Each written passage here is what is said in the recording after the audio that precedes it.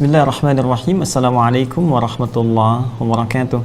Alhamdulillah wassalatu wassalamu ala Rasulillah wa ala alihi wa sahbihi wa man walah wa ba'du. Saudara-saudariku, berjumpa kembali dalam kajian Aqsa Al-Quran Sunnah Solution, melanjutkan bahasan surah Al-Baqarah di ayat yang ke-18. Jeda tadi menunaikan salat Isya berjamaah. Sebelumnya kita bermohon pada Allah Subhanahu wa taala semoga seluruh salat kita beserta amalan sunnah yang menyertainya diterima oleh Allah Subhanahu wa taala dengan penerimaan yang terbaik insyaallah. Pun demikian bagi saudara-saudariku di wilayah manapun Anda tinggal pada saat ini, jika memasuki waktu salat maka jeda terlebih dahulu, tinggalkan kajian kami saat ini, persiapkan menunaikan salat semaksimal yang bisa kita lakukan dan berdoa kepada Allah, dan titip dalam doa itu supaya Allah berkenan mengampuni dosa-dosa saya dan keluarga. Baik, kita lanjutkan teman-teman sekalian. Di ayat yang ke-18 tadi kami sampaikan kesimpulan dari ayat ke-17 kenapa kemudian sulit sekali mendapatkan peluang-peluang untuk menyerap informasi-informasi kebaikan, baik lewat pendengaran, lewat penglihatan, apalagi pencernaan akal pikirannya bagi orang-orang yang terkena penyakit nifak. Ya, kenapa? Karena memang bagian hatinya seperti pernah kita uraikan tadi, cawan hatinya terkotori oleh penyakit-penyakit nifak tadi, sehingga dengan itu peluang-peluang setan untuk menggoda semakin besar, dan puncaknya adalah tidak berfungsinya organ-organ yang didesain langsung oleh Allah untuk menangkap sumber-sumber pengetahuan dan hidayah. Nah, karena itulah di ayat ke-18 Allah menegaskan summum bukmun umyun fahum la yarji'un. Nah, apa tafsir yang terbaik yang diterangkan oleh para sahabat berdasar keterangan dari Nabi sallallahu alaihi wasallam terkait dengan kalimat summum bukmun umyun fahum la yarji'un dari firman Allah Subhanahu wa taala. Kita lihat teman-teman sekalian kembali ke tafsir Ibnu Katsir. Ini yang kita masih baca dan kita nanti sertakan juga beberapa keterangan di tafsir-tafsir yang lain. Wa qala Ali bin Abi Talhah, dan telah menyampaikan kepada kita berkata Ali bin Abi Talhah, ya, an Ibnu Abbas radhiyallahu taala anhuma, sumbernya diperoleh dari sahabat junior Ibnu Abbas radhiyallahu taala anhuma, semoga Allah meridhai kepada beliau. Saya katakan sahabat junior ini menunjuk pada era kehidupannya bersama Nabi sallallahu alaihi wasallam. Di era kehidupan bersama Nabi sallallahu alaihi wasallam, sahabat secara umum berdasarkan usia mereka dibagi kepada 3 kelompok utama. Ada sahabat-sahabat senior seperti Abu Bakar As-Siddiq, Umar bin Khattab radhiyallahu taala ya anhuma, itu kan. Pun demikian juga dengan Utsman bin Affan dan beberapa yang lainnya. Ada sahabat-sahabat kalangan pemuda ya seperti Ali bin Abi Thalib radhiyallahu taala anhu. Pun demikian ada yang junior yang masih usia-usia belia ya seperti Ibnu Abbas radhiyallahu taala anhuma, Ibnu Umar radhiyallahu taala anhuma, dan beberapa sahabat-sahabat lain yang seusia dengan mereka. Namun demikian Masya Allah ya, kekuatan sinergi di keluarga mereka. Seperti Ibnu Abbas ini kan, Ibnu itu anak laki-laki ya, disingkat jadi bin. Jadi bin itu anak laki-laki. Fulan bin Fulan, jadi Fulan anak laki-lakinya Fulan. Isa bin Maryam, ya Isa alaihissalam anak laki-lakinya Maryam ya alaihissalam. Ya, kalau Ibnatun ya disingkat jadi bintun, jadi anak perempuan. Ya, misalnya Fatimah ya binti Rasulullah sallallahu alaihi wasallam, Sayyidah Fatimah ya putri atau anak perempuannya Rasulullah sallallahu alaihi wasallam. Jadi ketika bisa katakan ada ibnun, ada ibnatun. Kalau hamzah wasalnya hilang maka disingkat bin dengan bintun. Ya. Nah, Ibnu Abbas bin Abbas, jadi anaknya Abbas, anak laki-lakinya Abbas radhiyallahu taala anhuma. Siapa yang dimaksudkan adalah Abdullah, namanya Abdullah. Jadi Abdullah bin Abbas. Hanya kemudian dihilangkan Abdullahnya, disertakan bin kepada ayahnya untuk memberikan kesan bahwa salah satu hikmahnya ini Abdullah kecil jadi begini karena peran ayahnya juga. Jadi kalau teman-teman ngaji di hadis misalnya, kalau mau bahas jangan langsung ke matan, kalau bisa kita kaji sanad dia dulu. Sanad itu transmisi orang-orang yang meriwayatkannya ya sampai nanti ke Nabi sallallahu alaihi wasallam. Nanti menerima dari situ seorang sahabat atau lebih, nanti kepada orang setelahnya sampai diterima kepada kita. Itu sanad namanya. Nah, kadang-kadang orang langsung ngaji kepada matan, kepada isinya, informasinya dengan mengabaikan sanad. Nah, itu menurut kami agak kurang sempurna, karena nanti di balik sanad itu ada hikmah. Di balik periwayat itu ada pesan kepada kita. Kenapa kok yang meriwayatkan tiba-tiba orang ini gitu? Apa yang terjadi dengan mereka?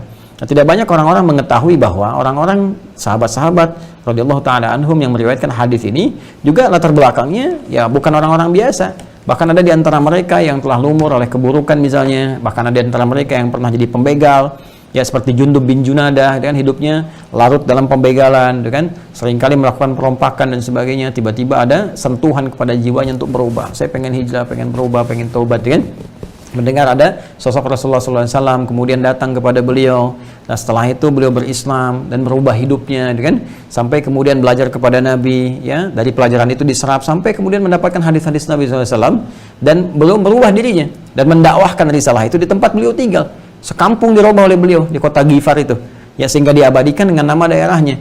Kalau saya misalnya berasal misalnya dari Pandeglang, kan, saya lahir di Pandeglang, bisa dikatakan Al Pandeglangi, kan, di situ menunjuk kepada asal wilayah tempat. Seperti Al Bukhari, nama aslinya kan Muhammad, ya, Muhammad bin Ismail bin Ibrahim bin Al Mughirah bin Al Bardizbah, ya, Al Ju'fi dari kata Ju'fa, kemudian ibu kotanya kabupatennya Bukhara, provinsinya Khorasan, sekarang masuk Uzbekistan, ya, maka dikenal dengan Al Bukhari, berasal dari Bukhara. Ya, Muhammad lain dari Tirmidz, ya, dikenal dengan At-Tirmidzi, tumbuh berkembang di Tirmidz, dikenal dengan At-Tirmidzi. Jadi kalau dari lokasi bisa kita tambahkan yakni nisbah di ujungnya. Syekh Nawawi Al-Bantani, kan? Ada Syekh Ahmad Khatib misalnya Al-Minangkabawi, itu dari Minangkabau. Boleh kita kemudian sertakan ke situ. Nah, ini karena dari Ghifar disebut Al-Ghifari. Dia punya kunyah namanya Abu Dzar. Abu Dzar Al-Ghifari. Nama asli Jundub bin Junadah. Itu asalnya demikian. Dan banyak meriwayatkan hadis-hadis Nabi SAW karena belajar dari situ, tobat dan belajar, lalu meriwayatkan itu. Nah, kalau orang-orang nggak tahu tentang kisah ini, itu nggak bisa dapat inspirasinya. Jadi silahkan, risalah Islam terbuka untuk semua. Islam penuh dengan kasih sayang, Islam penuh dengan perubahan. Jadi kalau ada orang mengatakan Islam sumber terorisme, dia kurang baca, dia kurang pendalaman, dia kurang sehat. Itu poinnya. Kenapa? Karena orang-orang pelaku teror zaman dulu justru dengan datangnya Islam pada jadi baik. Ya, jahiliyah kan penuh dengan pelaku teror. Teror perzinahan, teror mabuk-mabukan, teror perampokan, teror perompakan, teror begal, itu komplit deh. Pusat terorisme itu ada dalam kekerasan-kekerasan yang kadang-kadang nggak kita bisa bayangkan ekstrimnya. Dan ketika risalah Islam itu datang, mereka berubah jadi orang-orang baik. Jadi logika berpikir orang sekarang itu ada yang terbalik kalau mengatakan Islam menginspirasi terorisme. Ini ada yang salah, ada yang kurang baca, ada yang kurang sehat, kan? Ada yang kurang pendalaman di dalamnya, kurang wawasan. Nah, karena itu belajar Islamnya harus yang sempurna, harus yang baik, yang benar. Ya, makanya saya sering katakan kalau ada orang-orang di pengajian mengajak Anda nembak orang, bom orang, ini dan sebagainya, itu pasti ada yang salah. Jangan diikuti, tinggalkan, karena risalah Islam jauh dari yang demikian. Kecuali pada hal-hal yang dibenarkan secara syariat dan dalam membangun kemaslahatan dalam kehidupan. Ya, seperti dalam konteks misalnya bela negara misalnya, dalam konteks untuk beribadah, seperti panggilan jihad bisa mempertahankan keislaman kita karena negara kita diserang misalnya, dengan penyerangan itu bisa luntur kemudian peluang-peluang kita untuk ibadah. Ya, ke masjid jadi susah, ibadah jadi susah misalnya, maka kita di situ meniatkan membela, ya, supaya bela syiar keislaman kita melalui fasilitas bela negara, itu diperkenankan dalam konteks ini. Tapi kalau sembarangan tembak orang, bom orang, bunuh orang, itu hati-hati, itu pasti bukan dari keislaman. Ada yang bikin tuh, ada yang buat, dan pasti bukan dari Islam. Ya, jadi teman-teman mesti hati-hati dalam konteks demikian. Nah, saya mau katakan bahwa banyak orang-orang berubah dari belajar sanad ini. Termasuk ketika kita bicara tadi tentang Ibnu Abbas radhiyallahu taala anhuma. Abbas itu kan paman Nabi, pebisnis, pedagang. Aktivitasnya banyak. Tapi di balik kesibukannya, ya, dan apa yang beliau kerjakan dalam aktivitas bisnisnya, dagangnya, itu tidak menghentikan beliau untuk belajar kepada Nabi. Ya, walaupun Nabi SAW itu keponakannya, beda 3 tahun usianya ya dengan Nabi SAW. Itu kan paman Nabi, Abbas radhiyallahu taala anhu. Maka nggak semuanya bisa beliau waktunya gunakan untuk belajar. Waktu senggangnya, kalau kita mungkin akhir pekannya belajar dengan Nabi, ya, kemudian beliau melihat, saya ini ada kesibukan. Kesibukan ini bisa menguatkan pondasi keislamannya dan juga keluarganya. Ya, beliau mencari nafkah, keluarganya kuat, dari situ digunakan untuk beramal lagi, ya, bisa infak, bisa bantu orang, bisa macam-macam gitu kan. Nah, tapi karena nggak bisa maksimal belajar dengan Nabi, maka beliau investasikan anaknya. Ya, bapak bolehlah nggak hafal Quran, bapak boleh nggak hafal hadis, tapi anaknya mesti hafal. Cara berpikirnya demikianlah kalau kita ambil analoginya kepada kita. Ya, anak mesti lebih hebat dibanding kita, karena tantangan dia di masa depan lebih daripada kita saat ini. Itu filosofinya, dan itu ajaran Quran. Makanya ketika Allah memberikan gambaran tentang kehidupan ya Imran dengan istrinya Hannah, bagaimana mendidik supaya Maryam lebih baik daripada kedua orang tuanya, dan jadi baik. Kemudian Maryam punya anak Isa alaihissalam. Ya, Isa alaihissalam lebih baik daripada Maryam ibunya dan kakek neneknya. Kenapa? Karena tantangan di masanya lebih daripada sebelum-sebelumnya. Kita pun demikian. Makanya kata Al-Quran di surah keempat An-Nisa di ayat yang ke-9, wal yakhshal ladzina law taraku min khalfihim dzurriyyatan dhi'atha khafu 'alaihim falyattaqullaha wal yaqulu qawlan sadida. Ya, hendaklah para orang tua merasa khawatir jika dia meninggalkan garis keturunan mereka yang akan menggantikan peran mereka di masa depan, itu mereka lemah. lemah imannya sehingga jauh dari Allah Subhanahu wa taala, hati-hati. Lemah ilmunya sehingga banyak dikerjai oleh orang lain, kan? Atau lemah hartanya sehingga menjadi peminta-minta dalam kehidupan dan banyak kemudian mengerjakan sesuatu yang buruk. Hati-hati, maka didik mereka. Dan ketika mendidik mereka menyiapkan 3 kekuatan ini, kekuatan iman, kekuatan ilmu, dan kekuatan harta benda, itu bagian dari ketaatan dan ketakwaan kita kepada Allah Subhanahu wa taala. Falyattaqullaha, kan? Wal yaqulu qaulan sadida, dan katakan yang benar, yang lurus, yang jujur.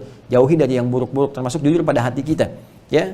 Nah, teman-teman sekalian, kembali ke sini, Abbas itu punya visi yang sangat hebat. Ya, karena itu anaknya mesti lebih daripada beliau dari sisi pengetahuannya. Maka kemudian diinvestasikan ke majelis Nabi dari sejak kecil. Dari usia beliau, usia dini gitu kan, sehingga disimpan di majelis ilmu dan tumbuh kecintaan kepada Nabi SAW. Ya, makanya teman-teman kalau anak-anak itu ditempatkan pada dunia-dunia yang baik, akan tumbuh kesenangan dari diri mereka pada lingkungan tempat mereka beraktivitas. Jadi kalau Anda ajak anak Anda ke tempat majelis ilmu, dekatkan misalnya dengan nama-nama ustadz, kalau pandemi begini Anda sertakan kajian-kajian di YouTube misalnya, kalangan-kalangan yang baik, itu anak itu akan menyebut-nyebut Ustadz Fulan, kemudian terngiang ceramahnya dan sebagainya, ada rasa cinta dia, ada kadang-kadang pengen ketemu, ada kadang-kadang pengen ngelihat lagi, nanti dia akan ikuti, jadi model dalam kehidupan dia. Ya, setelah itu apa yang terjadi? Boleh jadi, apa yang disampaikan ustadz-ustadz yang dimaksudkan terserap dalam benaknya, dan bisa lebih pintar daripada ustadznya, bisa terjadi di kemudian hari. Ya, dan apa yang terjadi kepada Abdullah kecil itu dititipkan di majlis Nabi SAW, termasuk Nabi dalam lingkar keluarga ahli bait Nabi SAW. Apa yang terjadi? Muncul tanda cintanya, senang ke majlis Nabi sampai Nabi doakan, ya Allahumma faqihhu fid din wa alimhu ta'wil. Ya Allah, tanamkan kekuatan padanya untuk memahami dengan sempurna tentang agamanya dan berikan kemampuan untuk memahami detil-detil penjabaran-penjabaran dari makna-makna Al-Qur'an, ta'wil, sehingga beliau kemudian kelak disebut dengan turjumanil Qur'an. Ya, penyampai makna Al-Quran yang sangat luar biasa. Maka apa yang terjadi ketika Nabi SAW wafat, teman-teman sekalian? Usia Abdullah ini masih ada kisaran 13 atau 14 tahun, masih remaja. Ya, tapi yang paling dahsyat saat demikian anak ini sudah hafal 2000 hadis. Tatkala bapaknya Abbas hafal 200 hadis.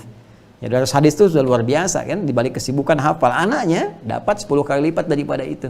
Nah, ini yang menjadikan dari kecil cinta dengan keadaan Nabi. Kadang ngikutin Nabi ke rumah Sayyidah Maimunah, pengen tahu bagaimana bangun malamnya. Makanya hadis bangun malam itu, ya termasuk bangun tidur, itu diantaranya diriwayatkan oleh anak kecil tadi. Abdullah, sahabat senior. Ibnu Abbas radhiyallahu ta'ala anhuma. Bisa dilihat di Abu Daud, misalnya Sunan Abu Daud, nomor hadis 1367. Ya, maka beliau mengisahkan bima makna kana Nabi sallallahu alaihi wasallam adalah kebiasaan Nabi sallallahu alaihi wasallam idza staiqadha min naumihi, jika bangun dari tidurnya fajalasa, maka beliau tidak langsung bangkit beraktivitas tapi duduk sejenak. Ya, duduk dulu, menetralkan dulu, kan? Famasaha biyadi min athari naumih, kemudian membersihkan bekas ngantuknya dengan bagian tangan yang diduga bersih. Ya, karena nanti ada bagian tangan yang kotor, teman-teman sekalian, kita duga kotor, itu ada nanti hadis lain meminta menyuci terlebih dahulu, ya saat bangun dari tidur. Tapi kalau kita padukan dengan yang ini, maksudnya bagian tangan yang bersih. Hilangkan bekas kantuk dulu, sehingga kita dalam keadaan sadar. Nah, jadi jangan ujuk-ujuk baru bangun baca doa. Boleh jadi belum sadar, mengucapkan sesuatu tanpa kesadaran. Ya, alhamdulilladzi ahyana madama nusyur, bangun jam 3, begitu melek lagi begini selesai baca doa jam 5. Gitu ya. Karena belum sadar tadi, bisa terjadi ya. Karena itu kesadaran dulu, baru faqara min khawatim surah Ali Imran, beliau bacakan 11 ayat penutup surah Ali Imran, dari Ali Imran ayat 110 sampai dengan 200. Kemudian, nah ini yang paling menarik, dikombinasikan dengan hadisnya Al-Bukhari nomor hadis 181 dari Jundub bin Junadah dan Mu'adz bin Jabal. Jundub bin Junadah tadi, yang Abu Dzar Al-Ghifari tadi, teman-teman sekalian, itu meriwayatkan hadis juga setelah itu. Ya, Jundub bin Junadah dengan Mu'adz bin Jabal radhiyallahu ta'ala anhuma. Apa di antara hadisnya? Kalau Nabi bangun dari tidur, beliau mengucapkan alhamdulillahilladzi ahyana ba'da ma amatana wa ilaihin nusyur. Teruskan ke hadis tadi, riwayatnya Ibnu Abbas, maka setelah itu beliau fadhahaba ila shinil mu'allaqah. Ya, maka beliau pergi kemudian ke tempat tertutup, ya, fatawadda, kemudian berwudu beliau, ya, berwudu, menyempurnakan wudunya, maka kemudian bangkit menunaikan salat. Nah, dalam saat menunaikan salat itu Ibnu Abbas pengen ikut. Beliau ada di belakang, ya, ditarik oleh Nabi sallallahu alaihi wasallam untuk sejajar dengan beliau. Nah, ini asal mula teman-teman sekalian, bolehnya imam kalau makmumnya satu orang itu boleh sejajar antara imam dengan makmum. Imam di kiri, makmum di kanan sejajar. Ya, itu boleh, kebolehan dengan hadis ini. Walaupun sebagian mengatakan kalau itu anak kecil karena kekhawatiran. Ya, kekhawatiran terjadi sesuatu maka ditarik. Tapi secara umumnya karena memberikan gambaran yang sifatnya umum, maka boleh-boleh saja posisi dalam sejajar. Jadi boleh kemudian sedikit seperti ini. Ya, kalau saya mau contohkan begini. Ya, mohon izin ya, nanti kita mungkin bisa bikin fikih sholat tersendiri. Mas, ini mas. Ini mas. Ini spesial ya. Mohon maaf kameramen ikut dikit ya. Nanti sholat ke bagian kakinya ya. Nah ini kan saya imam satu ya. Ini makmum nih satu orang. Imam pasti satu ya. Imam pasti satu. Kalau makmum itu bisa banyak. Nah makanya kalau nanti kadang-kadang ada yang iseng nanya ke istri ya. Mama kalau imam itu berapa banyak? 1. Makmum boleh 2, boleh 3, boleh 3, 4 boleh 4. Nah kalau di rumah tangga imam siapa? Papa. Makmum siapa? Mama. Udah nggak usah diterusin. Nggak usah ketawa ya. Baik, bismillah. Sekarang fokus gini. Ini kan satu orang teman-teman. Jadi kalau sejajar boleh begini, sejajar. Ini saya imam, misalnya ini makmum. Jadi kalau ke bawah kakinya sejajar. Seperti ini ya. Atau boleh seperti ini. Ini maju. Nah, ini familiar juga. Jadi imam di sini, makmum di sini. Ini agak sedikit ke belakang untuk menandakan ini imam, ini makmum. Ya, cuma nanti perbedaannya ketika datang yang lain. Masbuk ya, ketika masbuk datang. Kenapa juga masbuk ya? Biasanya kan ada Mas Asep, Mas Dery, Mas ini masbuk. Jadi persoalan. Ntar fikih sholat kita bahas. Ya, jazakallah khair. Ini balik. Nah, ini sebentar. Ini tadinya di belakang. Jadi pas mau dalam kondisi sholat ini ditarik supaya sejajar kondisinya. Ini hadis yang tadi Abu Daud nomor hadis 1367. Maka beliau mengisahkan Ibnu Abbas pada saat itu. Jadi Nabi SAW itu sholat 2 rakaat ya, khafifatain. Setelah itu 2 rakaat lagi, 2 rakaat lagi, 2 rakaat lagi sampai kita kenal dengan 11 rakaat. Tambahan khafifatain 2 jadi 13. Nah itu asal mulanya. Jadi bukan hanya bercerita tentang sholat malam jumlah bilangan rakaatnya 11 atau tentang dalil khafifatain yang 2 rakaat, tapi juga ini menunjuk tentang siklus bagaimana perjalanan Nabi bangun dan seterusnya yang diriwayatkan oleh seorang anak kecil. Paham? Duduk lagi sana. Jazakallah khair. Baik ya. Teman-teman sekalian, saya mau teruskan dulu.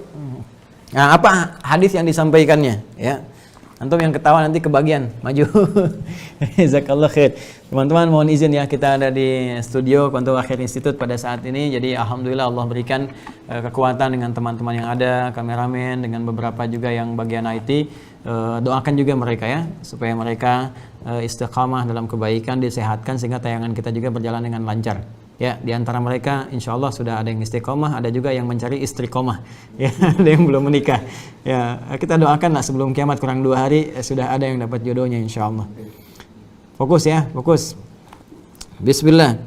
Nah, ini di antara hadis yang diriwayatkan kepada kita dari 2000 hadis itu, An Ibnu Abbas radhiyallahu taala anhuma, ya.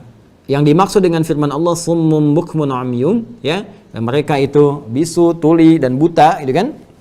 Yaqulu, ya, beliau menyampaikan la yasma'una al-huda wa la yubsirunahu wa la yaqilunah. Ya, la yasma'una al-huda wa la yubsirunah wa la yaqilunah. Wa kadzalika qala Abu Aliyah wa Qatadah Ibnu Di'amah. Demikian pula pendapat ini sama disampaikan oleh Abu Aliyah dan Imam Qatadah Ibnu Di'amah. Jadi yang dimaksud di sini seperti apa yang tadi saya sampaikan. Ya, yang saya sampaikan tentunya merujuk ke sini ya, pendapat-pendapat para ulama yang merujuk kepada para sahabat dan dari Nabi sallallahu alaihi wasallam. Jadi yang dimaksud dengan summum bukmun umyun itu bukan sekedar maksudnya buta, nggak bisa lihat, umyun ya, atau bisu misalnya, nggak bisa bicara, atau tuli nggak bisa dengar dalam konteks fisikal, bukan. Bukan, ini bahasa kiasan. Ini bahasa kiasan, bahasa balaghah, bahasa balaghah. Maksudnya apa? Tadi seperti yang telah kami uraikan, karena kondisi hatinya tadi, qalbunnya, jadi saya bikin lagi kotak begini. Nah, ini teman-teman sekalian. Ini sadrun, jamaknya sudur. Ya kan? Di sini ada qalbu, dalamnya ada qalbun. Di dalam qalbu ini ada nafas. Ya, kita bikin kotak lagi. Ini kotak begini, ini qalbu. Dalam qalbu ini ada nafas. Ya, nafas. Nah, ini kan. Nah, dalamnya lagi, baru di sini kita turunkan tadi ada takwa, kan? Takwa, ada fujur. Nah, seperti ini. Nah, ini kan bermasalah nih. Di dalam kalbunya, fi qulubihim marad. Jadi, bayangkan ya, ini penyakitnya bukan cuma menembus ke sini, karena dari sini nih. Jadi penyakit, titik-titik kotor, tertutup, sampai ke sini, kotak yang ini nih. Ya, sampai ke sini. Tuh, ini berbahaya. Kebayang sekarang ya, dari titik yang paling kecil, kotor. Ini. Sehingga ketika ini tertutup, terhalang, saya sering ilustrasikan begini. Kalau saya punya cawan misalnya, kayak gelas gitu kan, terus ditutup nih. Ya, dalamnya udah kotor. Saya mau bersihkan pakai air. Ya, saya mau bersihkan pakai air, gelas nih. Ya, gelas misalnya kan, gelas seperti ini, tertutup, terbuka gini, terus dalamnya isinya kotoran. Ya, tanah kotor dan sebagainya. Kalau kita semprot pakai air, itu kan keluar kan? Bisa bersih kan? Tapi persoalannya, jika gelas itu ditutup dari atasnya, ada penutupnya. Sehingga air apapun nggak bisa masuk ke dalamnya, dan tetap kotor. Ini yang terjadi pada orang-orang yang cawan hatinya kena banyak penyakit. Dan tertutup begini, karena pekat dari sini, maka sumber informasinya nggak bisa masuk. Ya, telinga nggak bisa dengar. La yasma'unal huda, ini nggak bisa dengar. Bukan berarti pendengarannya nggak berfungsi, dia dengar, yang lain dengar. Ya, mohon maaf, hal-hal yang lain dia bisa dengar. Informasi lain dengar, bahkan musik dengar, berita dengar, macam-macam dengar. Tapi ketika Allahu Akbar, nggak tembus tuh. Bapak sudah adzan, tahu berisik nih. Astagfirullah, berisik. Belum qomat. Nah, dan seterusnya. Jadi ada kondisi-kondisi yang terjadi seperti itu. Dan kalau Quran sampaikan, pasti kejadian. Jadi kalau ada orang-orang anti adzan, padahal dia muslim, ini menunjukkan ada penyakit di hatinya. Sesederhana itu. Sesederhana itu. Ini bagian yang penting kita pahami. Nah, wala yubsiruna, nggak bisa menatap dengan pandangannya. Jadi menarik nih. Dia ngaku Islam, teman-teman sekalian, ngaku Muslim, tapi persoalannya begitu melihat orang-orang datang ke masjid, orang-orang baca Quran, nggak ada tuh getaran di hatinya, nggak ada sentuhan gitu. Ya dia biasa aja, kayak normal biasa. Maksud normal tuh nggak ada, netral aja gitu, nggak ada pengaruh, nggak ada apa dan sebagainya. Tapi kalau proyek-proyek ada maksiatnya, cepat sekali. Atau misalnya keadaan-keadaan ibadah itu mendukung dia untuk mencapai keinginan dia, itu cepat. Wah, misalnya sholat, ya. Dengan pura-pura sholat dapat pengaruh misalnya dari jamaah, dari macam-macam dan sebagainya, itu cepat tuh kalau begitu. Tapi kalau menyengaja untuk sholat, untuk ibadah susah. Ini menunjukkan bahwa di hatinya ada penyakit yang mesti kita doakan, kita dakwahi, sehingga kembali pada jalan kebaikan. Pun demikian, la yaqiluna, nggak bisa mencerna akalnya. Jadi debat aja terus. Nggak ada keinginan menerima, yang ada di debat aja. Orang tahajud kok di debat, aneh tuh. Orang baca Quran di debat, orang mau baik kok malah di debat. Aneh. Ya, apa soleh itu harus begitu? Terus harus bagaimana, Suneo? Ya, apa soleh itu menurut persepsi Anda? Kalau setiap diarahkan kepada persepsi manusia, masing-masing punya persepsi.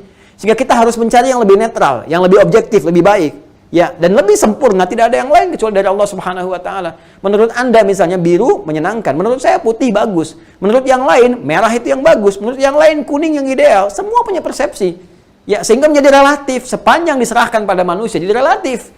Maka kita harus mencari yang pasti. Yang pasti itu yang pasti menciptakan Tuhan, yang menciptakan kita. Yang pasti menciptakan kita yaitu Allah Subhanahu wa taala. Ya, kembalikan semua kepada Allah. Makanya ketika kita berhukum kembali kepada hukum Allah Subhanahu wa taala, sifatnya pasti, relativitas itu akan hilang. Ya. Nah, karena itu teman-teman sekalian, nah kalau Anda menemukan orang-orang sering mendebat yang sudah pasti, orang sholat kok didebat, baca Quran kok didebat, dikit-dikit misalnya diungkit, dikit-dikit disoal, padahal dia mau ibadah, mau jadi baik gitu kan, mau merubah dirinya, ini menandakan ada penyakit di hati yang dimaksudkan, dan kita mendorong doakan supaya penyakit ini hilang. Kita doakan, bantu dengan doa yang tidak dia ketahui, dakwahi, ajak kepada kebaikan, sampai peluang-peluang terakhir yang bisa kita kerjakan untuk mereka. Ini poinnya. Nah, jadi ini yang paling menarik teman-teman sekalian. Nah, di ujungnya kemudian tadi disampaikan la yasma'unal huda, sulit mendapatkan petunjuk-petunjuk kebaikan, wala yubsiruna, dan sulit menatap kebaikan-kebaikan, kemudian wala yaqiluna, dan tidak bisa dicerna oleh pencernaan akal pikiran mereka karena tadi keadaan hatinya sedang bermasalah. Nah, jika ini terjadi terus-menerus dan tidak ada keinginan untuk merubah diri, ya, apalagi tidak mendapat transparan doa misalnya kan. Nah, hati-hati nih teman-teman sekalian. Nah, maka kita mesti bersikap bijak. Saya kepada siapapun kita mencoba untuk berprasangka baik, kita doakan. Kita doakan, even itu kepada orang-orang yang terjangkit virus nifak, pada munafik, karena sepanjang mereka hidup pasti masih punya peluang untuk kembali. Jadi jangan balas keburukan dengan keburukan lagi, kita balas dengan kebaikan. Kecuali aspek-aspek kezaliman yang memang menuntut hukum, kita maafkan keadaannya, tapi tetap kemudian proses hukumnya. Jika memang itu menuntut kepada perugian hak-hak tertentu. Koruptor misalnya nggak cukup dimaafkan aja, dihukum juga, dimaafkan, bisa dimaafkan. Dengan cara apa? Mengembalikan yang dikorupsi, kemudian menjalani hukuman. Kalau cuma dimaafkan, semua orang akan mencuri, semua akan korupsi. Gampang kok tinggal dimaafin doang gitu kan. Nah, itu yang kadang-kadang harus kita tegas dalam kondisi-kondisi demikian. Nah, jika ini terjadi, tidak mendapatkan arah-arah perubahan, tidak ada ikhtiar untuk berubah, untuk tobat, atau bahkan tidak mendapatkan bantuan-bantuan doa, gitu kan, karena saking buruknya keadaannya, maka fahum la yarji'un. Maka mereka itu sulit punya potensi untuk kembali. Apa kembali yang dimaksudkan di sini? Qala Ibnu Abbasin. Qala Ibnu Abbasin radhiyallahu taala anhuma, menurut Ibnu Abbas semoga Allah meridai kepada beliau dan kedua orang tuanya, ay la yarji'una ila huda. Ini mereka sulit untuk kembali kepada jalan-jalan kebaikan. Ya. Mohon izin teman-teman sekalian, ini peringatan yang sangat keras sekali. Peringatan yang sangat keras. Jadi, kalau ada orang terkontaminasi dengan nifak dan terjangkit dengan sebab-sebabnya, itu untuk balik susah. Saya mau ambil contoh begini. Tadi kan disebutkan ya, teman-teman sekalian, mereka bisu, mereka tuli, mereka buta. Ini kata kiasan kan? Ya, buta, nggak bisa melihat orang-orang ibadah, nggak ada sentuhan. Tuli, nggak bisa dengar petunjuk-petunjuk kebaikan, adzan dan sebagainya. Suara Quran itu puncaknya mereka anti dan seterusnya. Bisu, nggak bisa bicara. Bicara di sini teman-teman sekalian bisa dalam arti begini. Boleh jadi dalam kondisi orang-orang kena penyakit nifak ini, dia muslim, dia Islam dan sebagainya. Cuman karena pengaruh di sekitarnya, lingkungan-lingkungan tertentu, membuat dia kemudian menukarkan, ya, ulaika alladzina ishtaraw ad-dhalalata bil huda. Masih ingat di ayat 16 itu? Mereka tega menukarkan, teman-teman sekalian, mohon maaf, berjual beli, menukarkan hidayah yang telah Allah berikan pada mereka dengan materi-materi dunia semata. Fama rabihat tijaratuh, maka perniagaan mereka tidak akan melahirkan keuntungan. Ya, coba buka kembali tayangan yang pernah saya sampaikan di setidaknya 2 pekan yang sebelumnya. Ya, 2 pekan yang sebelumnya. Teman-teman bisa cek di situ.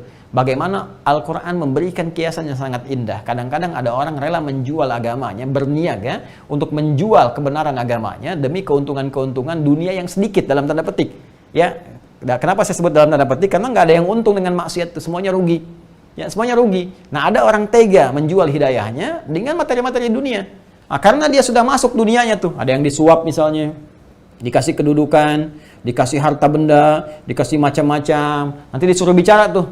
Semua agama sama, menuju pada Tuhan yang sama, caranya beda-beda. Disuruh menyoal orang-orang Islam, disuruh menyoal hal-hal yang sudah baku dalam Islam tuh, jadi nggak dibuka lagi. Zina udah tahu dosa besar. Ya, bahkan dibuka di kitab kepercayaan agama lain pun dikatakan dosa besar. Apalagi dalam Islam, dosa besar tiba-tiba muncul. Ya, datang tiba-tiba. Ya, bikin tulisan ilmiah mengatakan zina itu diperbolehkan. Dalilnya ini dari mana, Joni? Ya. Nah, ini yang berbahaya teman-teman sekalian. Jadi, hal-hal semacam ini kalau sudah masuk nih, ya mohon maaf, perutnya udah diisi oleh yang haram, dikasih fasilitas, kasih macam-macam, diajak ke luar negeri, misalkan oleh kalangan tertentu difasilitasi dan sebagainya. Ini langsung kata Al-Quran, fahum la yarji'un, baliknya susah lagi. Kata Ibnu Abbas radhiyallahu ta'ala anhu, kalau udah dicocoki yang seperti ini, susah balik nantinya. Susah, sulit. Kenapa? Karena tertekan oleh keadaan ini. Akhirnya mau bicara yang benar, bisu, nggak bisa. Mau ngasih fatwa dari sana, awas, transferan berhenti nih. Fasilitas hilang.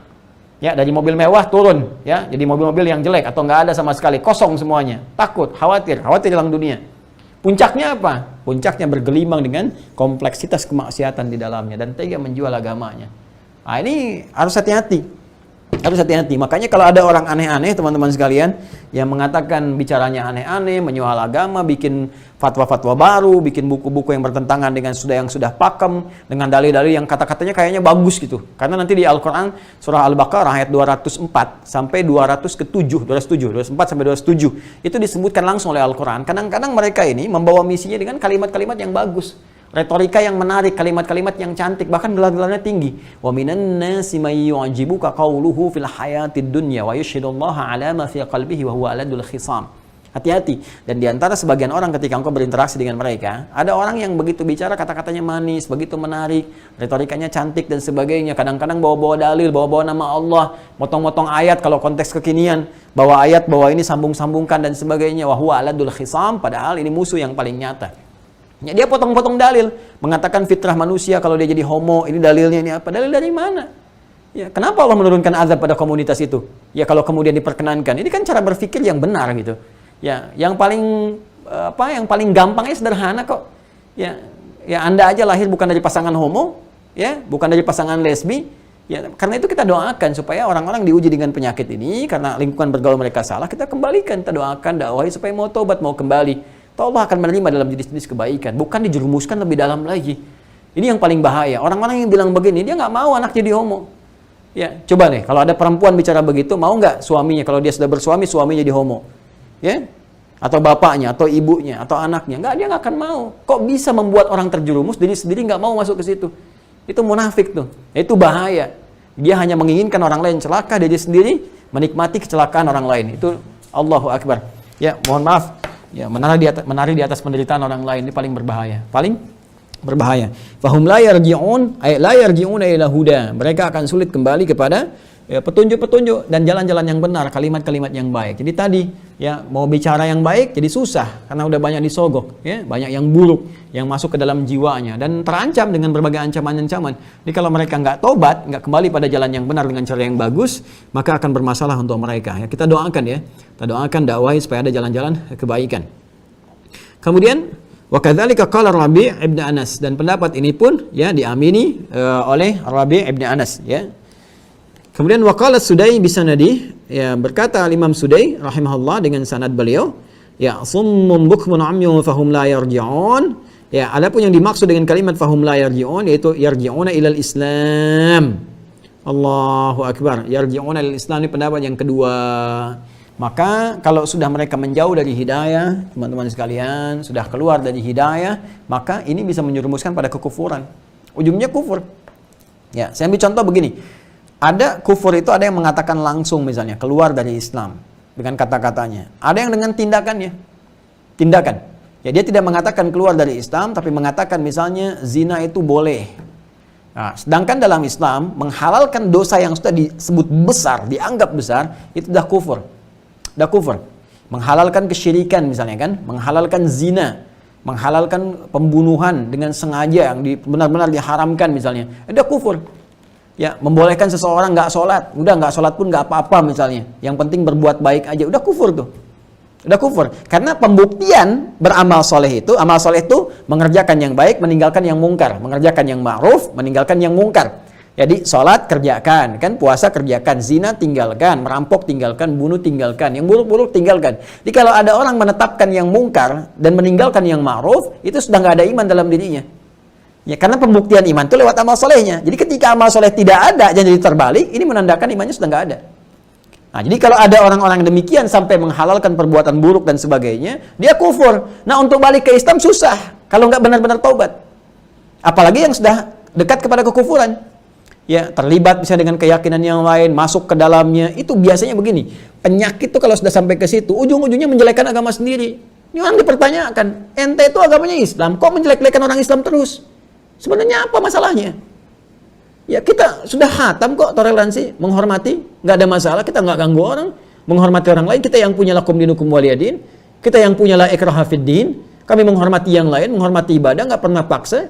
Ya, kita dakwahkan dengan kelembutan, kalau ditanya kita menjawab, kita bertoleransi dalam kebaikan, dalam urusan dunia kita berbagi, obat berbagi, herbal berbagi, kan? Makanan kita bisa berbagi, dalam urusan agama kita masing-masing.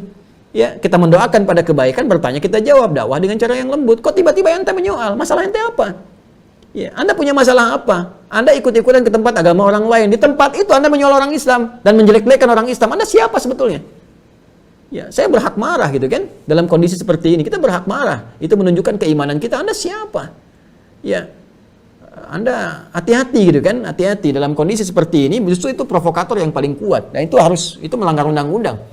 Ya, karena di undang-undang kita negara menjamin kemerdekaan tiap-tiap penduduk untuk memeluk agamanya masing-masing dan beribadah menurut agama dan kepercayaannya itu dijamin oleh negara. Ini menodai agama, datang ke tempat orang lain memprovokasi supaya menjelek-jelekan agamanya sendiri, ya, atau bahkan menjelekkan yang lain, sehingga terkesan dalam keyakinan orang lain bahwa ini memang berbahaya, ini Islam yang salah. Ya, ini mengajarkan Islam yang salah, padahal Islam dari dulu nggak terpecah-pecah. Nggak ada aliran-aliran dalam Islam. Islam liberal tuh nggak ada. Islam plural nggak ada. Islam ya Islam. Ya, jadi ada orang yang berusaha memecah seakan-akan dalam Islam banyak aliran sehingga yang ini jangan diikuti, ini diikuti, tidak. Ya, sudah jelas Islam itu sudah satu kesatuan, ini yang baik. Kalau ada yang jelek berarti di luar Islam. Ya, gampang aja caranya. Ada orang nyakiti orang lain, misalnya kan, oh ini ada aliran ISIS nih, tembak bom orang, udah jelas itu bukan Islam, selesai. Dia cuma bawa nama Islam, ya kan, selesai. Maka tinggalkan yang demikian itu. Islam itu punya aturan, punya syariat, punya koridor. Maaf, dalam konteks ini saya tegas. Kalau udah menyangkut akidah, saya tegas. Saya nggak peduli dengan resiko-resiko dunia, karena persoalannya ini menyangkut tentang martabat kita di hadapan Allah. Jadi kan ketika kita kembali kepada Allah, ini penentuan. Di akidah itu penentuan. Ya. Ada orang sholat, misalnya sampai puluhan rakaat, sholat sunnahnya, sholat fardunya sempurna, khusyuk, tapi dia ingkar kepada Allah, itu tetap aja nggak ada gunanya. Ya, maka tauhid itu penting. Tauhid itu penting karena ini yang menentukan benar tidaknya amalan seseorang. Maka hati-hati teman-teman sekalian kalau udah terjebak pada kondisi-kondisi seperti itu. Makanya saya nasihatkan ya, termasuk ada adik-adikku yang ada di kampus-kampus tuh, kalau ada paham-paham nggak benar, nggak usah ikutan lah. Ngapain Anda jauh-jauh masuk ke kampus, biaya keluar, orang tua Anda susah-susah, bahkan Anda sekolah ke sekolah Islam, tiba-tiba keluar jauh dari Islam. Anda mau sekolah apaan di situ? Masuk sekolah Islam, fakultas Islam, belajar hukum Islam. Kok di situ menjelek-jelekan Islam? Anda mau ngapain ke situ? Ya, buang-buang uang, kasihan orang tua, kerja keras luar biasa, ayahnya kemudian keluar keringat, ibunya doa siang malam, kelakuan seperti itu. Makanya kalau ada seminar-seminar yang jelek, ya, yang nggak benar, udah nggak usah diikutin. Kalau ada dosen yang bermasalah di kampus itu, mahasiswanya minta semua ke rektoratnya, ke dekanatnya, sampaikan, usulkan, jangan ini yang ngajar. Ya cari ustadz lain, cari guru lain. Apa enggak ada se-Indonesia guru-guru yang baik, dosen-dosen yang benar? Masa di kampus Islam ada orang yang melek-lekan Islam itu sendiri? Ya bukan masalah metodologi. Kita punya metodologi itu mudah kita temukan. Tapi kalau ajaran yang disampaikan salah, walaupun metodologinya benar, ini yang bahaya. Ya. Kadang-kadang ada orang membawa metodologi untuk menyampaikan cara yang salah. Ini yang paling luar biasa bahayanya. Hati-hati teman-teman. Saya tajam dalam masalah ini karena ini menentukan masa depan kita ke depan. Ya. Baik. Nggak apa-apa kalau mau diskusi dengan saya silakan. Orang-orang liberal, orang-orang plural dan sebagainya, saya terbuka gitu kan. Nah, cuma ketika Anda membahayakan, saya pun tidak akan tinggal diam gitu kan. Baik, bismillah. Wa qala Qatadah, dan berkata Imam Qatadah ya rahimahullah, fahum la yarji'un, yang dimaksud dengan fahum la yarji'un ay la yatubuna wa lahum yadhkurun.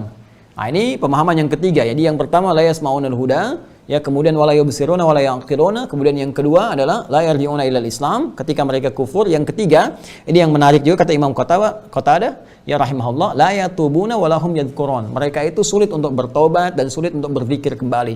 Jadi kalau penyakit nifak ini semakin kuat teman-teman sekalian, maka dorongan untuk ibadah semakin menurun. Jadi mau zikir itu susah. Zikir itu nanti itu gambaran aktivitasnya berupa ibadah. Di sholat itu disebut zikir. Quran surah ke-20 ayat 14. Innani anallahu la ilaha illa ana fa'budni wa aqimis sholata li dzikri. Doa disebut zikir. Quran surah ke-7 ayat 205. Wadhkur rabbaka fi nafsika tadarruan wa khifatan wa dunal jahri minal qaul. Kalimat thayyibah ini pasca sholat itu zikir. Quran surah 4 ayat 103. Fa idza qadaitumus sholata fadhkurullaha qiyaman wa qu'udan wa 'ala junubikum. Jadi berdoa itu zikir, kalimat thayyibah itu zikir, sholat itu zikir. Orang yang sudah kena virus nifak jadi munafik, zikirnya jadi susah. Makanya jangan heran kalau orang munafik itu susah sholat. Ya, sulit sholatnya. Kalaupun sholat paling sedikit, ada malas-malasnya. Quran surah ke-4 ayat 142. Ya, hati-hati itu. Innal munafiqina yukhadi'una Allah wa huwa khadi'uhum wa idza qamu ila sholati qamu kusala. Yura'una an-nasa wa la yadhkuruna Allah illa qalila. Ya ria aja. Dalam rangka ria baru mereka sholat. Ya, beria-fora gitu kan. Tapi kalau sudah dalam kondisi yang normal nggak ada. Paling-paling sedikit, malas-malasan dan sebagainya. Ujung-ujungnya susah. Ini gampang, orang munafik tuh ngaku Islam, menjelek-jelekan Islam, lihat aja sholatnya. Pasti itu kelihatan, kualitas sholatnya kelihatan. Kalau paling cuma pamer doang, dan dalam kondisi-kondisi tertentu, mau tobatnya kemudian juga tidak mudah kalau sudah terkontaminasi oleh virus yang nyata. Ya mohon izin teman-teman kalau sangat tegas dalam konteks ini, karena ini bahaya. Pada yang berbahaya itu tegas. Makanya di KUHP pun pada penyakit-penyakit, tindakan-tindakan pelanggaran, kriminalitas yang tinggi itu hukumannya tegas. Silakan cek. Hukuman pembunuhan ancamannya tinggi, bahkan bisa hukuman mati. Narkoba juga begitu, kan? Tinggi. Korupsi juga begitu, gitu kan? Tinggi ancamannya. Kenapa dibuat tinggi, dibuat keras, dibuat tegas? Karena memang kadar kriminalitasnya berbahaya, membahayakan. Bisa membahayakan diri sendiri juga pada orang lain. Nifak juga begitu. Ya, sudah jelas berbahaya bagi diri sendiri dan bisa memprovokasi orang terjerumus dalam keburukan juga. Bukan cuma dunia akhirat. Dunia akhirat. Karena itu pada yang demikian tidak boleh ada sedikit toleransi pun, kecuali harus dengan ketegasan. Tegas itu bukan keras ya. Kalau keras itu kan tidak terukur gitu. Bisa jadi juga ekstrim dan sebagainya. Tapi tegas itu dalam konteks yang benar. Pada sesuatu yang salah dengan cara yang dibenarkan. Jadi tetap nahi mungkar pun harus dengan cara yang ma'ruf. Jangan sampai kita melakukan nahi mungkar dengan cara yang mungkar. Itu pun keliru. Ya. Jadi menjelek-jelekan sembarangan, nuduh orang itu nggak boleh juga. Nggak boleh. Makanya kita menyebut sifat-sifatnya. Ya. Kalau ada yang mengaku, ya kita betulkan dari situ. Ya kan kita tidak menuduh siapapun, kita nggak nyebut orang, nggak nyebut apapun, nggak nyebut kampus tertentu dan tertentu. Ya kalau ada yang ngaku, ada yang keberatan, ini tandanya di dalamnya ada, karena kita kan nggak sebut. Ya artinya apa? Kita perbaiki bareng-bareng. Ya kemudian kita luruskan dan kita doakan dalam keadaan yang baik, insya Allah. Ya. Nah, demikian teman-teman sekalian ayat yang ke-18 dan kita bacakan dulu ayat 19-nya. Bismillahirrahmanirrahim.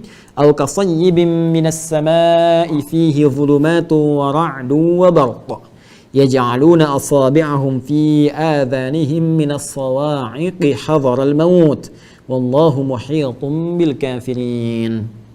Ya, atau seperti hujan yang turun dari langit yang di dalamnya kemudian tergumpal ya kegelapan-kegelapan dari awan yang mengandung kegelapan, wara'dun dan ada guntur, wabarkun ada kilatan cahaya, ya ja'aluna asabi'ahum kemudian dari akibat itu mereka meletakkan telinganya, ya mereka meletakkan mereka meletakkan jemarinya fi adhanihim dalam telinga mereka, maksudnya telunjuknya diletakkan di telinga mereka, minas sawa'iqi hadharal maut karena takut ya mendengar gelegar-gelegar petir dan khawatir menyambar mereka menyebabkan kematian. Wallahu muhitun bil kafirin. Sementara Allah Maha menguasai mereka dengan segala kekuasaan Allah Subhanahu wa taala, itu menguasai segala tindak tanduk orang-orang yang ingkar kepadanya. Ayat ke-19. Sebelum saya bacakan secara detailnya, saya kasih gambaran secara umum dulu tentang ayat ke-19 ini sangat luar biasa, teman-teman. Sangat luar biasa. Al-Quran ini Masya Allah, Masya Allah, Masya Allah. Saya itu hampir sebagian besar hidup saya itu belajar bahasa Al-Quran. Saya mencintai Al-Quran, menghafal Al-Quran, dan ingin mendalami sampai saya memutuskan ya seperti para ulama dulu, para imam dulu ya. Imam Syafi'i itu mengaji dulu bahasa, mendalami ke suku Hudzail, belajar dulu supaya mengerti bahasa Al-Quran seperti apa. Ya termasuk para imam-imam yang lainnya dan sebagainya memahami, ternyata saya paham hikmahnya. Ya Masya Allah, begitu kita melihat bagaimana keindahannya, kita akan mengerti bagaimana hikmah-hikmah yang terkandung di dalamnya. Nah, saya mau sampaikan secara umum dulu teman-teman sekalian. Ini gambaran di kitab-kitab lainnya. Anda bisa cek juga misalnya di banyaknya di Indonesia tafsir Jalalain misalnya kan, atau juga tafsir-tafsir yang lainnya yang kita kumpulkan. Jadi gambarannya di ayat 19 ini Allah ingin menyampaikan seperti ini. Sikap orang munafik ini. Ya, orang-orang munafik yang kena penyakit nifak dalam jiwanya menyikapi ayat-ayat yang sampai tadi ayat 18 tadi ya, begitu petunjuk datang gitu kan, yang masuk ke telinga mereka, ke pandangan mereka sampai ke pikiran mereka, itu diilustrasikan oleh Allah au kasayyibim minas sama, ya, atau seperti mereka ya mendengar curahan-curahan hujan yang turun dari langit. Sayyib itu nama lain dari matar ya, matar, atau asalnya kata sayyibun itu dari kata saba yasubu sayyiban, sesuatu yang turun dari atas ke bawah. Ya, kalau dalam konteks bahasa Arab sering dipahami dengan hujan. Makanya ada doa saat terlihat awan mulai mendung akan menurunkan hujan. Ada doa dari Nabi SAW singkat tapi padat. Allahumma sayyiban nafi'an. Ya Allah, jadikan apapun yang menimpa kepada kami, ya dari hujan ini khususnya, membawa manfaat kepada kami, tidak mencelakakan kami. Ini doa penting ya. Ini juga saya sampaikan teman-teman di suasana kekinian saat ini. Kita diuji dengan banyak musibah ya, ada banjir, ada gempa, gunung meletus dan sebagainya. Saya mohon sekali kita punya asas di kebangsaan kita, sila pertama di Pancasila, ketuhanan yang Maha Esa. Ini dasar di spirit, dasar spirit dalam berkebangsaan kita mendasarkan pada nilai-nilai keagamaan.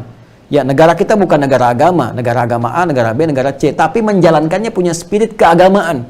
Ya, jadi agama itu roh bagi spirit kebangsaan kita. Karena itu negara menjamin keberagamaan kita untuk menunaikan tugas-tugas agama dengan baik. Yang tadi pasal 29 ayat 2. Bahkan ayat 1-nya tegas mengatakan negara berdasar atas ketuhanan yang Maha Esa.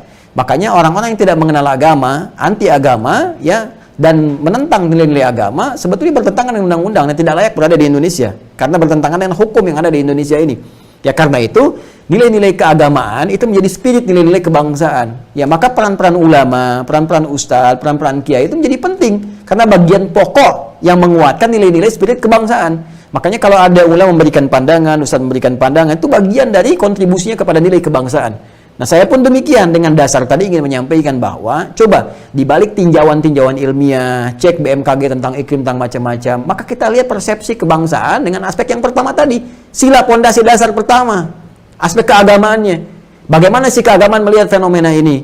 Maka dalam Islam ada tinjauan. Kalau banyak musibah-musibah, ada banjir bandang, banjir macam-macam, ada gempa, gitu kan? Ada longsor, Allahu Akbar, gunung meletus, ya Allah, gitu kan? Ini bukan sekedar fenomena alam, teman-teman sekalian, tapi peringatan bagi kita. Ada apa yang salah? Ya, kehidupan berkebangsaan kita dalam skala yang besar, apa yang salah sih? Ada sesuatu yang keliru, ada yang harus diperbaiki. Mesti ada taubat nasional, mesti merenung. Jangan-jangan banyak kelirunya. Ada sesuatu banyak yang harus diperbaiki dalam diri kita semuanya tanpa kecuali. Jangan tuduh orang lain, jangan tuduh setiap orang. Kembalikan kepada diri kita. Ya, bahkan dalam suasana yang sulit pun, ini orang-orang sedang sulit, dilanda pandemi, butuh bantuan, dikorupsi juga bantuannya, gitu kan? Itu kan sesuatu yang fatal. Ya, ada banyak kemudian madarat, banyak pembegalan, banyak perampokan, banyak macam-macam. Ada yang salah. Maka kita semua harus perbaiki diri. Duduk lagi, para elit juga berkumpul, harus menyadari. Saya ingin katakan, yang berikan pesan-pesan kebangsaan. Duduklah teman-teman sekalian, para elit-elit kita. Elit-elit politiknya, kumpul bareng-bareng. Ya, kalau Anda nggak bersepakat dalam nilai keagamaan, bersepakatlah dalam nilai kebangsaan. Kalau Anda menyayangi, mencintai bangsa ini, ada generasi besar. Anak-anak muda, anak-anak kecil, bahkan anak-anak Anda juga. Mereka akan meneruskan perjuangan Anda di masa yang akan datang. Apa tega meninggalkan kepada mereka beban-beban kemudian hari? Duduklah Anda. Coba berembuk, apa nggak bisa berembuk sekian banyak orang? Di parlemen ada 600 orang, di eksekutif juga ada banyak orang, apa nggak bisa duduk sama-sama? Petakan semua ini, apa sih yang salah di sini, apa yang harus diperbaiki? Nggak harus melulu kemudian bertentangan masalah politik, saling menyerang, saling ini, saling itu, dan mengorbankan banyak orang. Apa yang diinginkan dari semua ini? Dan pada akhirnya kita kembali juga kepada Allah. Kita meninggal juga. Setidaknya Anda meninggalkan legacy, meninggalkan hal-hal yang baik, yang bisa dikenang kemudian hari diteruskan. Dan membangkitkan spirit kebangsaan kita. Jadi bangsa yang maju, bangsa yang makmur. Coba duduk. Saya yakin Anda bisa. Dan kita semua bisa, dan kita support teman-teman sekalian, kita bantu semua. Demi Allah saya katakan, mau sampai kapan kayak pandemi seperti ini? Dan 2 bulan lagi mau Ramadan lagi. Apa kita mau Ramadan yang sekarang juga akan dijaga ketat, susah ke masjid, sulit tarawih? Kita harus hentikan pandemi ini, harus kita selesaikan. Dan ini nggak ada caranya kecuali kita semua bersatu. Saya mau katakan kita semua bersatu, duduk semuanya, ya. Kemudian kita lihat baik-baik, semua punya potensi apa, ya. Dengan medisnya, kumpul aja teman-teman, ya. Siapa yang punya wewenang stakeholdernya, dari majlisnya apa, majlis ulamanya apa, medisnya bagaimana, BPOM-nya seperti apa. Duduk sama-sama, berikan edukasi pada masyarakat. Ini, kalau harus vaksin seperti ini segi dari MUI-nya seperti ini, tinjauannya begini, BPOM-nya begini, pemerintahnya begini. Semuanya semua sama, sampaikan dengan komunikasi yang baik. Lalu setelah itu siapa yang punya yang lainnya lagi? Ya, misalnya dari kalangan ustadz bisa memberikan nasihat-nasihat kebaikan, support-support bagi yang sakit-sakit supaya semangat lagi. Ada yang herbal, apa coba diujikan, cek lagi, semua bersinergi. Dipatuhi semua. Saya yakin insya Allah kalau kita semua disiplin, semuanya bagus, menerapkan dengan cara yang baik, yang sembuh kemudian share lagi plasma darah tertentunya, bagikan, kemudian antibodi menguat. Demi Allah saya katakan sekali lagi, dengan memohon rahmat Allah Subhanahu Wa Taala, kita berdoa dengan baik, nggak sampai sebulan kita bisa selesaikan semua ini. Mau tunggu sampai kapan? Mohon maaf saya agak melompat lebih jauh, karena ini ada kalimat sayyib, dan kita dapati sekarang ini, alih-alih mendapatkan rahmat dari Allah, kok jadi banyak persoalan. Artinya ini menunjukkan ada sesuatu yang harus kita perbaiki. Allahumma sayyiban nafi'a, di antara doa dari Nabi sallallahu alaihi wasallam yang memohon kepada Allah supaya semua yang turun dari Allah termasuk hujan jadi manfaat. Jadi bukan datang jadi banjir, datang jadi macam-macam dan sebagainya yang dirasakan kurang menyenangkan, tapi kita mohon semua bermanfaat untuk kehidupan kita. Ya au kasayyibin minas sama, atau kata Allah, sifat orang munafik ini kalau diberikan nasihat-nasihat, apalagi dikasih dalil-dalil ayat Quran, tunjukkan bukti-bukti argumentasi yang kuat seperti ini saya bicara lah. Ya, maka apa yang terjadi pada mereka? Ya, fihi zulumat. Mereka merasa ini kegelapan. Gelap bagi mereka itu. Ya, maka apa yang disampaikan termasuk saya yang sampaikan sekarang. Ya, misalnya saya sampaikan dalilnya, saya sampaikan dalil persatuan, dalil kebaikan di Islam, dalilnya begini. Bagi mereka ra'dun wa barq itu seperti guntur. Ya, seperti petir yang nyambar-nyambar, barq kayak kilatan-kilatan. Ya makanya ya ja'aluna asabi'ahum fi adanihim, enggak mau dengar. Ya ini menunjukkan ada karakter-karakter yang diingatkan itu enggak mau, anti lah. Bilang apa sih ada hidayat? Dia enggak ngerti. Masalah ini ngerti, masalah itu. Ya jadi enggak mau. Ada kondisi seperti itu. Jadi Allah ilustrasikan ayat-ayat Quran itu seperti curahan hujan yang mengandung manfaat. Asalnya mengandung manfaat. Ya, cuma karena suasana mereka gelap, hatinya gelap, ya fihi zulumat. Ya, au kasayyibin minas sama'i fihi zulumat. Ketika disampaikan nilai kebaikan curahan-curahan seperti air hujan. Ya, datang Al-Quran ayat-ayat seperti curahan kebaikan, curahan air hujan. Kan datang tuh deras sekali. Ya, Masya Allah diberikan nasihat yang deras, doa yang deras, kebaikan yang deras. Cuman karena hati mereka gelap, fihi zulumat. Tadi yang saya katakan, zulmun jamaknya zulumat. Karena mereka gelap, hatinya gelap, pendengarannya gelap, ya, penglihatannya gelap. Maka apa yang terjadi? Ya, fihi zulumatu wa ra'du wa barq. Maka terdengar seperti guntur. Kita ini bicara seperti guntur, jadi kayak kepanasan dalam dirinya. Ya, kita maksudnya mendoakan, kok mereka merasa tersindir, padahal kita nyindir juga enggak. Nyebut nama juga tidak, tapi merasa gelap, merasa panas dalam hatinya. Ini siapa nih? Ya, ini bahaya nih, ini begini nih. Ada tindakan-tindakan yang buruk. Waliyadzubillah, kita berlindung kepada Allah dari segala keburukan-keburukan. Ya kan? Wa barq, dan merasakan kilatan-kilatan, kan?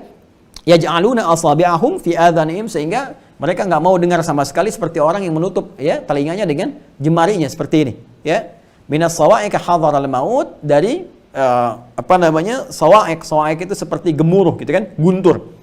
Hadaral maut karena takutnya akan kematian. Jadi karena orang ketakutan, takut dahsyat seperti orang takut mati kena petir.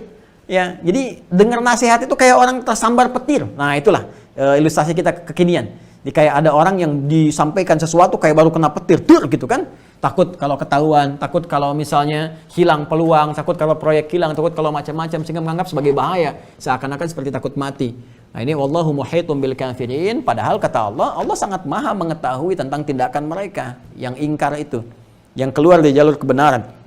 Ya, itu saking sayangnya Allah diberikan peringatan. Jadi kalau dari saya seperti saya, ustadz-ustadz kan yang lurus sifatnya, yang benar-benar menyampaikan, itu karena rasa sayang. Bukan karena ingin menjatuhkan atau karena ingin menjelekkan, tidak sama sekali. Ya kita berniat dari niat yang sangat bening. Ya ingin semuanya jadi baik. Saya kalau punya keinginan ingin saya sampaikan dengan setulus-tulusnya, saya pengen semuanya dibaik-baik, semua baik gitu kan. Di bangsa ini semua elemennya, birokratnya, diplomatnya, stakeholdernya, eksekutif, legislatifnya, yudikatifnya sampai ke masyarakat, semua jadi orang baik. Kita pengennya kan seperti itu. Ya, cuma kadang-kadang kebaikan yang kita sampaikan keterima berbeda karena kondisi setiap hati orang itu berbeda-beda. Seperti Al-Quran sampaikan tadi. Ya, bahkan kadang-kadang kita sampaikan dengan tulus, ada orang merasa terancam dengan kata-kata, padahal kata-kata ini nggak ditujukan pada siapapun. Ini menunjukkan dalam penyakitnya ada, dalam hatinya ada penyakit, ada sesuatu yang tidak baik gitu kan, yang kita harus perbaiki. Nah, dalam kondisi itu pun kita tetap berdoa kepada Allah dengan kebaikan-kebaikan. Kita doakan jadi baik, kita tunjukkan misalnya dengan kalimat-kalimat yang lembut, yang baik, kita arahkan kepada yang baik. Nah, ini bukan sesuatu yang radikal, bukan sesuatu yang ekstrim, karena ini menyampaikan satu gambaran umum. Jadi kalau ada yang menyebut ceramah yang saya sampaikan seperti ini sebagai radikal, nah itu kurang minum susu, ya, kurang minum susu berarti kurang vitamin gitu kan. Nah, ya, harus diperbaiki lagi gitu kan cara berpikirnya. Dan kita tetap bersikap baik dalam konteks semua itu. Ini gambaran umumnya seperti itu ya. Nah, bagaimana detailnya, penjabarannya, dan kenikmatan memahami diksi-diksi setiap lafadznya, itu nanti kita akan dalami kembali di pertemuan Aqsa yang akan datang setelah sesi diskusi. Jadi kita nanti akan pelajari detailnya. Kenapa kalimatnya menggunakan sayyib bukan matar? Kan Allah bisa mengatakan begini bisa di luar Al-Quran. Au kamatorin, kenapa di sini au kasayyibin? Ya, kemudian di sini ada kata zulumat, kenapa dijamakkan zulumatnya? Allah bisa mengatakan fihi zulmun, kenapa zulumat? Dan seterusnya. Nanti kita akan teman-teman sekalian dalami kembali di pertemuan yang akan datang setelah sesi diskusi. Jadi kita gantian ya setiap pekan. Nanti diskusi pekan berikutnya kembali lagi supaya apa yang kita bahas bisa kemudian kita satukan dan mendapatkan pemahaman yang menyeluruh insya Allah. Ya, dan saya sekarang sedang berencana akan menyatukan, nanti saya berikan kejutan insya Allah dengan cara yang baik. Berencana menyatukan materi-materi dan mengklasifikasikannya secara lebih teruntun, lebih terukur. Ya, ini nanti kan juga saya menghargai lah banyak sekali teman-teman bahkan yang datang ke sini dalam suasana seperti ini gitu kan, ingin minta kajian, ingin online dan sebagainya. Tapi saya perhatikan kadang-kadang materinya ada kesamaan atau penyelenggara berbeda tapi jamaahnya sama dan sebagainya. Maka saya berpikir insya Allah akan merumuskan satu materi yang terstruktur sifatnya dan menghimpun teman-teman dalam satu komunitas yang khusus untuk belajar itu semua, sehingga nanti yang tadi bercecer 1, 2, 3, 4 kita bisa meluruskan dengan satu kesatuan yang utuh. Nanti kita bahas misalnya materi akidah kita selesaikan sampai tuntas, kemudian materi sholat kita selesaikan sampai tuntas. Nanti saya informasikan mudah-mudahan selesai di pekan depan. Nanti saya umumkan bagaimana caranya, seperti apa nanti bergabungnya, dan bagaimana nanti itu bisa disampaikan sehingga taklim kita lebih terarah ya. Dan ini kan materi yang per pekan kita mengkaji Al-Quran. Nah, cuma nanti spesifik pengamalannya dalam bentuk taklim yang spesifik lagi. Insya Allah ya dalam waktu sepekan berikan saya waktu untuk merumuskan kembali, karena nanti kaitannya karena masa seperti ini banyak daring ya, online nanti kan harus ada tim yang khusus, itu kan ya, kameramen yang khusus juga nanti kita bagi karena programnya cukup variatif ya. Ada yang teman-teman di STWH. Saya umumkan juga terima kasih atas semangatnya dan dukungan teman-teman juga semuanya. Alhamdulillah kita kembangkan sekarang ya. Dari hari Senin kemarin kita sudah buka hotline Al-Fatihah. Jadi semua keluarga besar STWH, sekolah terbuka usahakan Al-Quran hafal, kita akan mulai praktek untuk pembenaran di seluruh bacaan-bacaan. Bukan hanya setoran Quran. Sekarang kita buka dari dasar Al-Fatihah. Jadi semua peserta STWH, kurang lebih ada 10.000 ya yang STWH dan 10.000 lagi yang pendalaman, itu boleh dibuka hotline Al-Fatihah. Jadi mereka nanti termasuk teman-teman keluarga besar bisa nelpon langsung ke musyif, cek Al-Fatihahnya sehingga dibenarkan langsung ya. Dimulai dari Al-Fatihah karena itu dibawa sholat setiap hari ya, 17 kali kita bacakan maka harus benar. Nanti termasuk tahsin yang lain-lainnya insya Allah semuanya kita programkan dengan baik. Tetap semangat ya, tetap semangat yang di STWH, dan saya pun terlibat, saya kontrol tiap hari, ada laporan, saya tanyakan perkembangan dan sebagainya. Itu yang pertama teman-teman sekalian. Kemudian yang kedua seperti saya sampaikan tadi, pekan depan kita lanjut kajian dalam sesi untuk diskusi tanya jawab. Sekaligus saya umumkan nanti sistem pembelajaran yang khusus, yang sifatnya terpadu, yang membawakan sistematika dengan lebih kuat lagi. Ya. Dan kita tentunya sekali lagi saya mensupport teman-teman semua untuk kita mencoba bersinergi sama-sama membangun kekuatan yang utuh. Setidaknya energi kita satukan dulu untuk bisa menyelesaikan persoalan COVID ini sehingga kita selesai sebelum Ramadan tiba. Kita sudah rindu sekali dengan masjid. Ya, bukan hanya kajian, rindu kita beribadah dengan nyaman, dengan enak ya, dengan saf yang utuh. Apalagi Ramadan, ya Allah, Ramadan nggak datang tiap waktu, setahun sekali. Karena itu kita mesti bersinergi, kita selesaikan ini sebelum Ramadan tiba dengan izin Allah Subhanahu wa taala. Dan saya pun terus ya, mengembangkan riset, bersumbangsi terutama dalam materi-materi dari riset-riset kami dan sebagainya. Sekarang nanti insya Allah saya umumkan dalam beberapa waktu ke depan bagaimana kita bisa berkoordinasi, berkolaborasi, dan saya juga berusaha berkontribusi yang terbaik sebaik-baiknya ya untuk berniat ibadah dan demi negara kita, demi bangsa kita. Kita cintai negara kita, cintai bangsa kita. Saya sarankan stoplah kegaduhan-kegaduhan itu yang nggak jelas itu kan sifatnya. Kita rindu sekarang perdamaian, rindu semuanya berada di garis yang baik, bersinergi, dan untuk apa gitu kan, semuanya itu membuang-buang energi saja. Ya sekarang kita bersinergi bersama-sama, bangun bangsa kita, atasi pandemi ini sampai dengan selesai. Ya setelah itu kita nikmati bagaimana kita bisa hidup berdampingan dalam kebaikan dan membangun negeri kita tercinta. Dan khususnya bagi orang-orang Islam, umat Islam dimanapun Anda berada, saya memiliki pesan kepada Anda semua termasuk bagi diri saya. Di situasi ini saya mohon sekali tingkatkan bekal ibadah kita. Tingkatkan, sekali lagi mohon tingkatkan bekal ibadah kita. Terutama jaga sholat, rajin baca Al-Quran, ya, dan siapkan anak-anak kita, generasi-generasi kita dengan ilmu-ilmu yang baik. Karena saya terus terang, saya shock beberapa hari ini, dan ada juga beberapa saya bersedih juga gitu kan. Ini hampir tiap hari gitu ada seorang ulama, alim kita meninggal, wafat. Bahkan ada seorang kawan saya, sahabat, guru, orang baik, Masya Allah, alim gitu kan, luar biasa menyampaikan. Ya dari awal COVID ini, entah itu karena COVID atau yang lain, sampai dengan kurang lebih 2 pekan lalu ya saya bertemu, beliau menyampaikan, di hitungan beliau yang sampai kepada beliau itu ada 300 orang. 300 orang itu bukan orang biasa, bukan ustadz kaleng-kaleng gitu kan. Ya orang-orang benar-benar berilmu. Ya ada yang pengasuh pesantren, ada dari kalangan habaib, ada dari kalangan kiai. Ya Masya Allah, orang yang benar-benar berilmu. Itu hampir tiap hari. Ya, si fulan meninggal, besoknya ada yang meninggal lagi, besoknya meninggal lagi. Syekh Ali Jabir meninggal dunia rahimahullah. Kemudian Syekh Habib Abdurrahman As-Saqaf meninggal dunia. Besoknya Syekh Habib Ali Al-Appas juga meninggal dunia. Ya, sebelumnya ada yang meninggal lagi, ada yang meninggal. Kalau urut-urut nih warning untuk kita semua. Ya, innallaha la yaqbidul ilma intiza'an minal ibad. Sungguh Allah tidak akan pernah mencabut satu ilmu langsung dari hambanya. Jadi nggak akan dicabut, tafsir hilang sehingga nggak bisa orang belajar tafsir lagi. Hadis hilang, nggak bisa orang belajar hadis lagi. Nggak seperti itu. Ya, walakin biqabdil ulama, tapi dengan mewafatkan para ulamanya yang pakar di bidangnya. Kita harus khawatir kalau ahli hadis meninggal, ahli fikih meninggal, ahli tafsir meninggal, karena nggak mudah menyiapkan ulama. Arsitek banyak kampusnya, ya, banyak caranya, banyak jalannya. Ahli perikanan, pertanian bisa dicetak kapan saja. Ulama itu nggak mudah. Makanya jaga para ulama, jaga, doakan, sehat, doakan ikhlas, doakan baik, doakan nggak terpengaruh dengan lingkungan-lingkungan yang buruk, doakan selalu mengarahkan pada kebaikan. Itu nggak mudah. Ya, kalau ulamanya dicabut, pakar-pakarnya hilang. Bukan sekedar pakar ibadah, ini pakar ilmu loh.